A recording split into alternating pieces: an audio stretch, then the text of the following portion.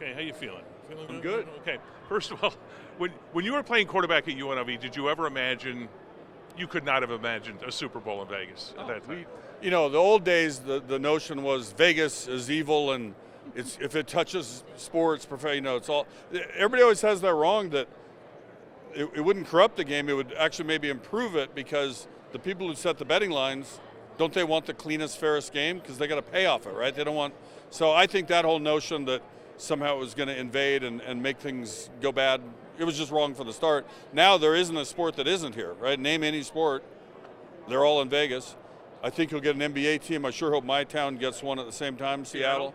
Yeah, because the guy from Starbucks sold it to people who don't live there. Name them the Sonics, too. Keep that name up there. Yes, and give us back our championship banners, because they stole those, too. They're in OKC. I used to go to Starbucks after it happened. I'd say, give me 2 shots in the tears of Gus Williams or Fred Brown, and they didn't know what I was talking about. So my daughter was like, Dad, that's the dumbest. They don't know what you're talking about, and you're like harassing some 19-year-old barista about you're mad about the Sonics. So I just stopped going. Send Lenny Wilkins after him. Lenny Wilkins? He'll take him down. I'll tell you, it's funny. My friend Jesse's at TV up there said, isn't it crazy? Like, we were little kids idolizing Lenny Wilkins, and now we know him, and he's like a friend. Like, I talked to Lenny Wilkins now and then. Like, that's pretty amazing. What do you think?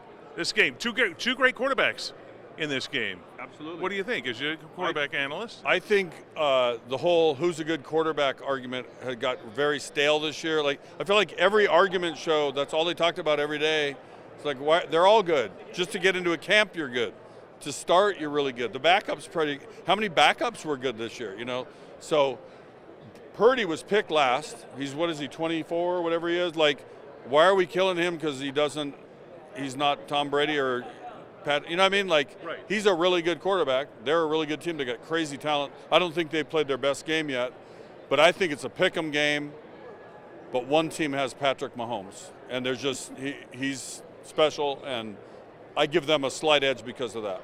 You enjoy coming back to Vegas and look at it today compared to when you were playing college football here? Well, and I went and spoke at UNLV just yesterday. I went in the communications class. We're working on some projects together, hopefully.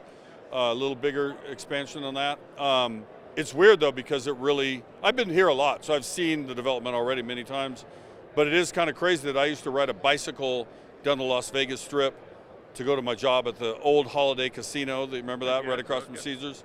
And now the town's crazy. Just getting anywhere. I was going to North Las Vegas for an event last night.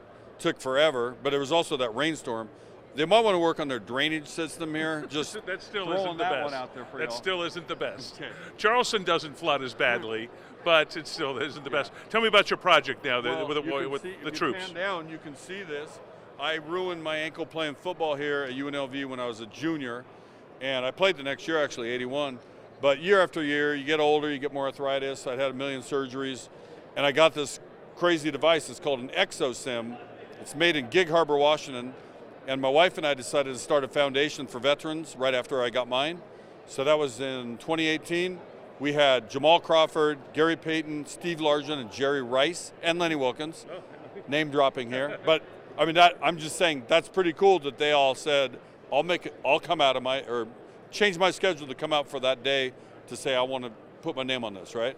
Dale Earnhardt helped out, Steve Kerr helped out. Tomorrow, Joe Montana's helping out. We're doing a very, very, very intimate, small event. We're not even saying where it is. Might be in my hotel room. We haven't found a spot yet.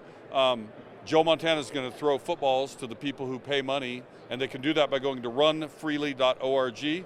We only had a spot or two left, so I could have been sold out while I was here selling it. But we're going to raise enough money in about 10 minutes, and these people are going to meet Joe, catch a ball, walk away with the ball. That's a pretty big thrill.